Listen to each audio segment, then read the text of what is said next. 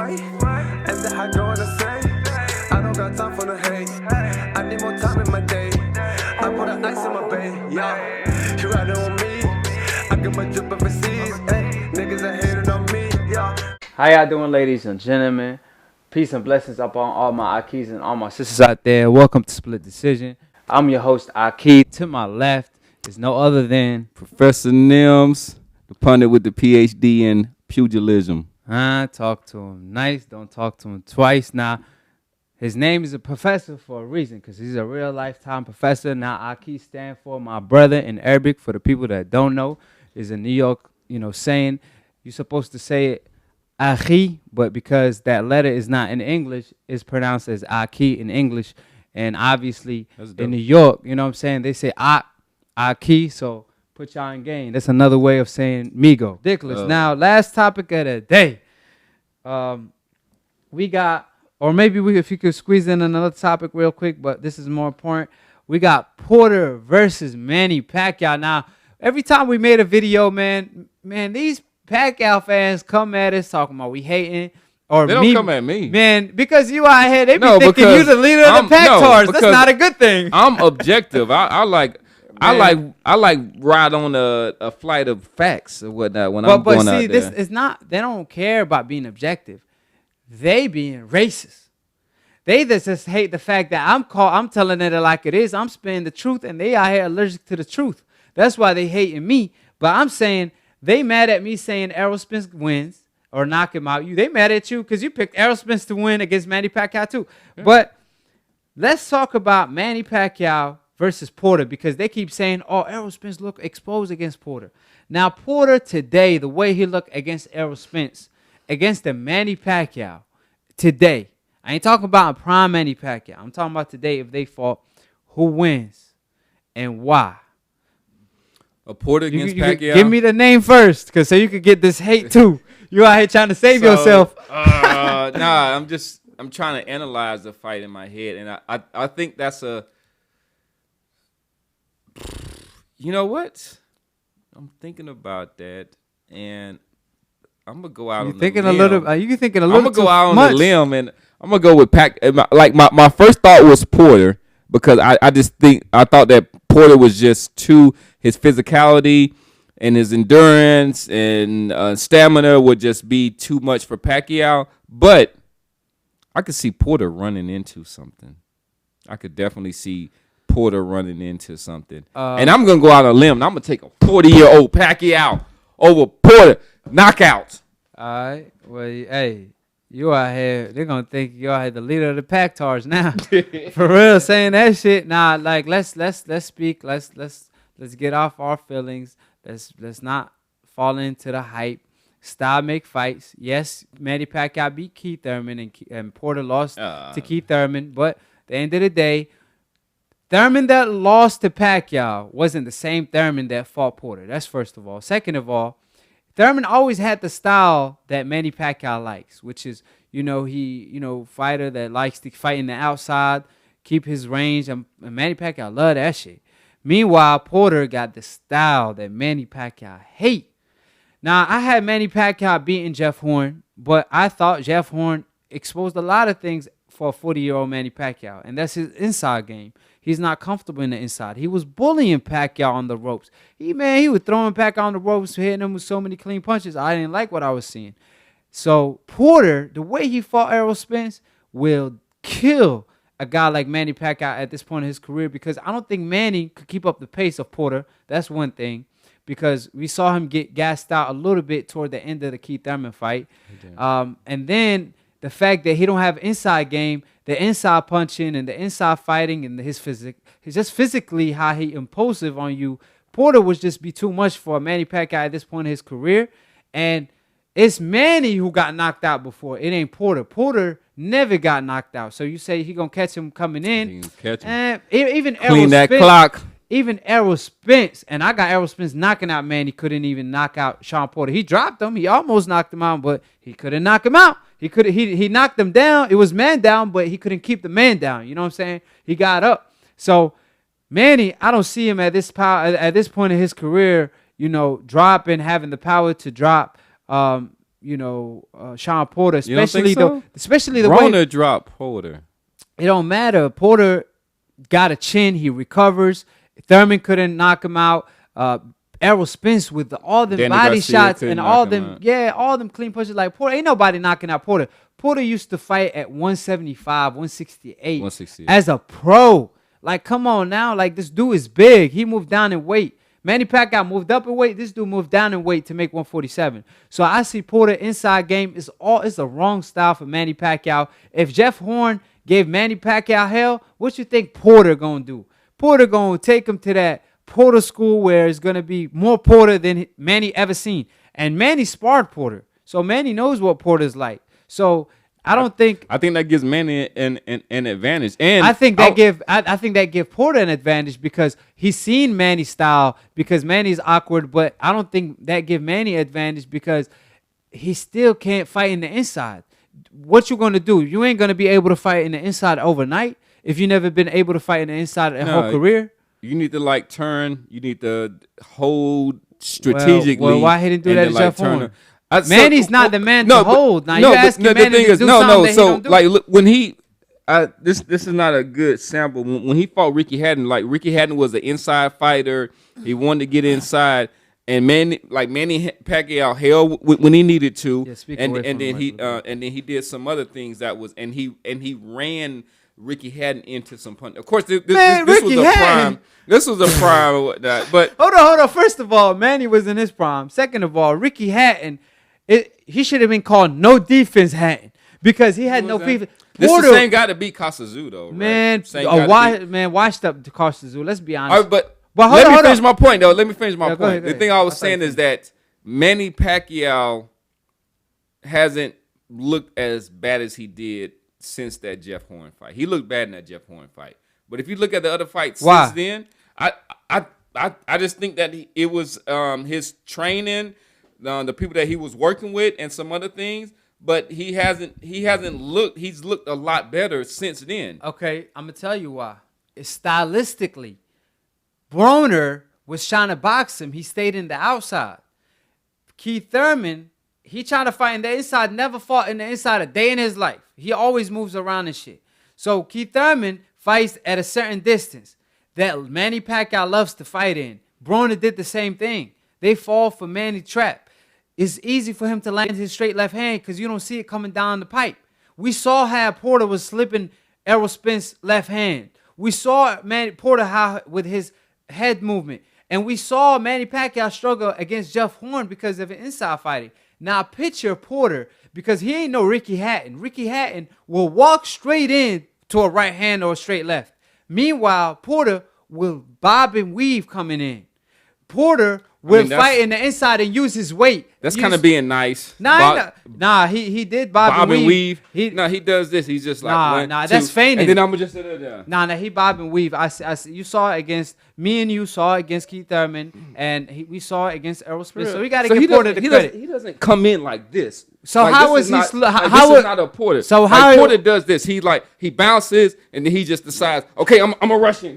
Nah, that's. And then he out there, he bounces like he's not like. I could tell. He's not this kind of person. I could tell Porter will give you a lot of problems because you didn't even notice the little things that I do notice him. Like hold on. I give him more credit as a boxer than that. But to act like he's this slick fighter, I ain't saying he's a slick fighter. I say he got the style to give Pacquiao a hard fight. Now peep this. Porter, when he in the outside, he feints and does that, which you pointed out. However, when Porter comes inside, he bob and weave. You got to know the difference. When Porter is trying to box and he's staying in the inside, that's when he feint and give you that jerky shit. Like when you don't know what he about to do, he like, oh, he feinting me or he about to throw. And then when he throw, he come in with his head too. And Pacquiao hate that shit. Now, meanwhile, when Porter come in the inside, he bob and weave. You know what I'm saying? And that's what he did against Errol Spence, and that's what made him so effective against both Keith Thurman and Errol Spence because he brought his best. That being said, he don't even got to bring his best against Pacquiao, and I believe he beat Pacquiao because he got the style to beat a Pacquiao because he will be slipping Pacquiao left hands. he will be able to get away from his straight punches. And then in the inside, he will use his weight to bully Manny Pacquiao, and not just bully Pacquiao, but putting that work on him. And Manny's too small for Porter, man. He will toss him around the ring from a corner to corner. We saw what Porter did to. I think that to left Paulie. finds a home or whatnot. For one thing, I love Spence. Man, Porter will eat that shit. Don't get crazy, but like Spence is not the fastest fighter in the world. Whatnot. So but he, to I believe, to avoid that level or harder. whatnot. Yeah, hit harder. But I'm saying like Manny has the punches that hurt the most. The punches that hurt the most are the ones that you don't see. And then Pacquiao is one of the best at getting punches in there that you don't see. And then against Kell Brook, I mean, this was a 1-2. Hold on, but he was getting. So you think Pacquiao knocks out Porter? I think that he will. You say catch it? How are you gonna say Pacquiao knocks out Porter at age 40? Nah. When the last time Pacquiao knocked somebody out? Keep thinking. Lucas Matisse, like, I man, really that shit don't count, man. Really that shit don't count. You better keep no, going but, back. I mean, that's facts, though. Matisse, you gonna compare Matisse to Porter? Matisse was already washed up before fighting Pacquiao. He lost to Paul Starr, and after that, he lost to more fighters than that. He also knocked out your boy Lamont Peterson. That's in his prime. You comparing the fighter in his prime and when he was washed up. That's like comparing Gamboa when he was undefeated at 126 and a Gamboa today when he lost to a fighter with 4 losses.